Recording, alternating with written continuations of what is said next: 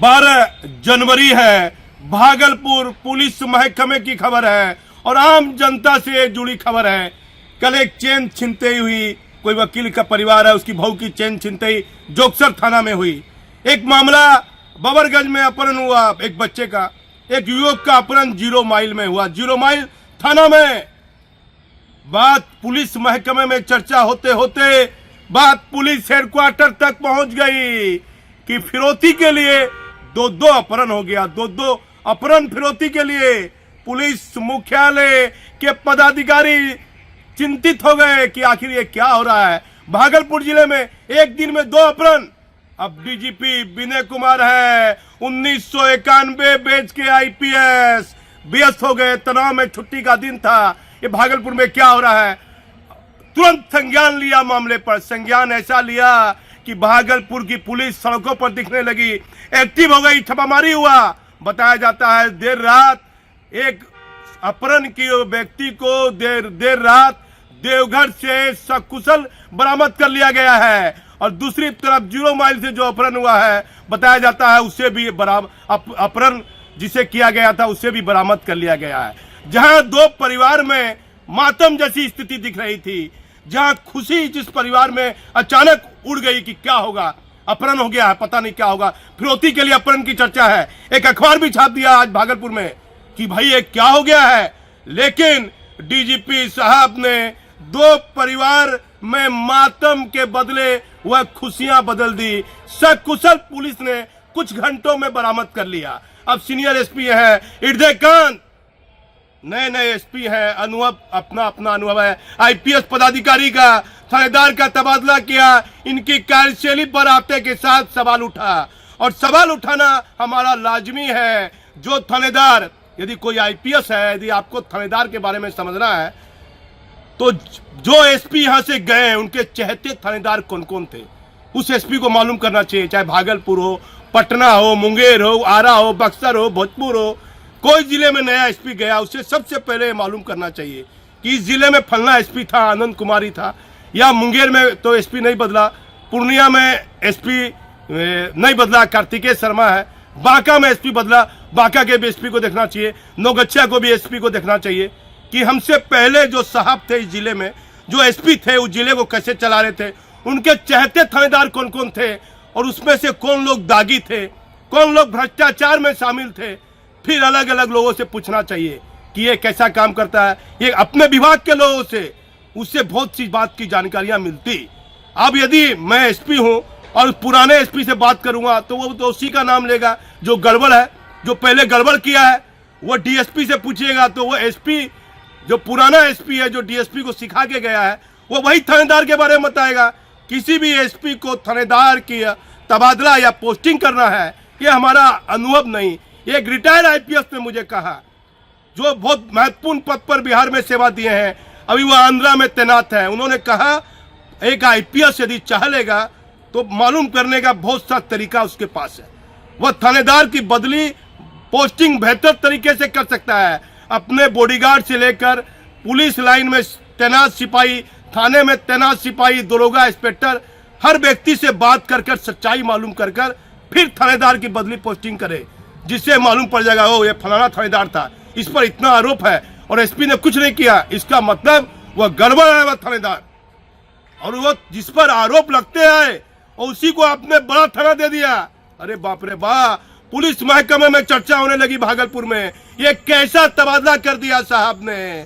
अब साहब की छवि, अब ये आए हैं, मैं तुरंत ही बोल दूंगा कि गड़बड़ है तो गरमा जाएंगे। आईपीएस है भाई, आईपीएस है, आईपीएस के वर्दी का एक अलग ताकत है। क्या सोचेगा कि पत्रकार क्या बोल रहा है, लेकिन तबादले को लेकर चर्चा है। एसएसपी साहब, तबादले को लेकर भागलपुर पुलिस में कई तरह की चर्चा है, लेकिन 2 अपहरण हुआ है। दोनों अपहरण में भागलपुर पुलिस ने यह बेहतर काम किया।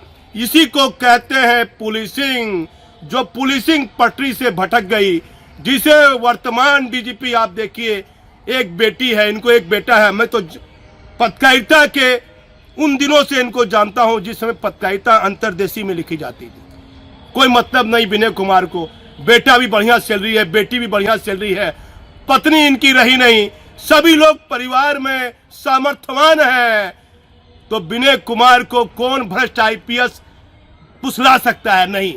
एक तो भ्रष्ट आईपीएस बहुत अपनी कोशिश की कि पुराने डीजीपी से बढ़िया तालमेल रहा तो नए डीजीपी से भी बैठ जाए, लेकिन पुलिस महकमे में यदि कोई व्यक्ति गड़बड़ करेगा, बात तुरंत लीकेज हो जाती है, तुरंत गंध आने लगेगी भ्रष्टाचार की। अरे फलना पदाधिकारी ये कर रहा है, फलना पदाधिकारी ये कर रहा है। तो किस तरह विनय कुमार ने मामले को संज्ञान में लिया, डीजीपी साहब ने, विनय बाबू के संज्ञान लेते ही दो परिवार में जहां मातम की स्थिति बन रही थी, अपहरण हुआ था भागलपुर के बबरगंज और 0 माइल से, दोनों को सकुशल बरामद करने की चर्चा है। एक बबरगंज वाले को देवघर से सकुशल बरामद कर लिया गया है, मास्टरमाइंड को गिरफ्तारी के लिए छापेमारी चल रही है, दूसरे को 0 माइल से भी 0 माइल वाले को भी बरामद कर लिया गया है। ये इसे कहते हैं पुलिसिंग। इसमें कैसे सुधार ला रहे हैं? रात भर डीजीपी जग रहे हैं, कब सोते होंगे विनय बाबू ये कहना कठिन होगा। बिहार में जो पटरी से पुलिस की काम जो है पटरी से उतर गया था, उसे पटरी पर लाने के लिए क्या क्या मेहनत कर रहे हैं वर्तमान डीजीपी। अब आप देखते जाइए आगे आगे क्या क्या होता है। भ्रष्ट पदाधिकारी, अब अपराधी जेल में है तो भ्रष्ट पदाधिकारी, चाहे थानेदार रहे, डीएसपी रहे या एसपी रहे, वह सलाखों के पीछे जाएगा। है डीजीपी विनय कुमार, ऐसे लोगों को सावधान होना पड़ेगा। मैं भागलपुर से दीपक नौरंगी। डीजीपी साहब के तुरंत संज्ञान लेते ही दो परिवार में मातम के बदले खुशियां लौटी। डीजीपी ने पुलिसिंग कैसे होती है इसकी मिसाल उदाहरण के तौर पर भागलपुर में दिखाया। छुट्टी के दिन में ही अपहरण हुआ। भागलपुर में लकीरें चिंता की दिखने लगी डीजीपी के माथे पर। देर रात तक जग रहे हैं बिहार के डीजीपी विनय बाबू। पुलिसिंग कैसे सुधरे इसको लेकर चिंतित। भागलपुर में नए एसएसपी ने थानेदार के तबादले पर कई तरह के उठे सवाल। भागलपुर में पूर्व एसएसपी के चहेते थानेदार को पहले से ज्यादा बड़े थाने के बन गए थाने प्रभारी। भागलपुर में थानेदार को तबादले को लेकर पुलिस महकमे में हो रही है कई तरह की चर्चा। पुलिस मुख्यालय ने लिया संज्ञान तो भागलपुर पुलिस ने कुछ घंटे में दोनों अपहरित सकुशल बरामद। भागलपुर में एक अपहरण बबरगंज थाना, दूसरा अपहरण 0 माइल थाना से हुआ। भागलपुर में एक साथ अलग अलग थाने से 2 अपहरण से जनता में होने लगी चर्चा। बिहार में कैसे बेहतर पुलिसिंग हो इसके लिए वर्तमान डीजीपी चिंतित दिख रहे हैं। भागलपुर जिला पुलिस महकमे में कई तरह की चर्चा होने लगी। भागलपुर में एक साथ जो 2 अपहरण अलग अलग थाने से हुआ, इससे भागलपुर की आम जनता में कई तरह की चर्चाएं होने लगी कि आखिर ये भागलपुर में क्या हो गया है, क्योंकि बिहार पुलिस मुख्यालय के 2 बड़े जिम्मेदार पदाधिकारी भागलपुर में अपनी सेवा दे चुके हैं। दोनों ही पदाधिकारी महत्वपूर्ण पद पर हैं, जिसमें सबसे पहले वर्तमान डीजीपी विनय बाबू, जिनकी ट्रेनिंग भागलपुर से हुई, भागलपुर आईजीपी रहे। भागलपुर की हर भौगोलिक और आपराधिक घटनाओं के बारे में इनको पहले से जानकारी है। दूसरी तरफ एडीजी हेडक्वार्टर कुंदन कृष्ण साहब, ये भी भागलपुर में एसपी के पद पर अपनी सेवा दे चुके हैं। इनको भी भागलपुर के बारे में कई तरह की जानकारी है। ऐसे में भागलपुर से 2 अपहरण हुए, दोनों अलग अलग थाने से अपहरण को लेकर भागलपुर में हर तरफ चर्चा होने लगी कि ये हो क्या रहा है। पुलिस मुख्यालय तक किसी तरह ये दोनों अपहरण की सूचना पहुंच गई। उसके बाद वर्तमान डीजीपी विनय बाबू ने तुरंत मामले में संज्ञान लिया। फिर भागलपुर की पुलिस चारों तरफ छापामारी में लग गई। दोनों ही थाने से हुए अपहरण के मामले में पुलिस को सफलता मिल गई। एक को देवघर से सकुशल बरामद कर लिया गया है, बताया जाता है दूसरे को भी सकुशल बरामद कर लिया गया है। इसे कहते हैं पुलिसिंग, क्योंकि अपहरण हुआ भागलपुर जिले में और चिंता की लकीर दिखाई देने लगी वर्तमान डीजीपी विनय बाबू के माथे पर। फिर डीजीपी ने जैसे ही संज्ञान लिया तो भागलपुर की पुलिस ने चारों तरफ छापामारी शुरू कर दी। दोनों परिवार में जहां मातम की स्थिति बनी हुई थी, वहां पुलिस की सही कार्रवाई से, सही पुलिसिंग से दोनों परिवार में खुशी अब दिखने लगेगी। इसे ही कहते हैं पुलिसिंग। अब वर्तमान डीजीपी विनय बाबू कहां तक पुलिसिंग में सुधार ला पाते हैं आगे और क्या बेहतर कर पाते हैं, ये कहना कठिन होगा। लेकिन पूरे पुलिस से महकमे भ्रष्टाचार की जो जड़ है वह एकदम अंदर तक चली गई है।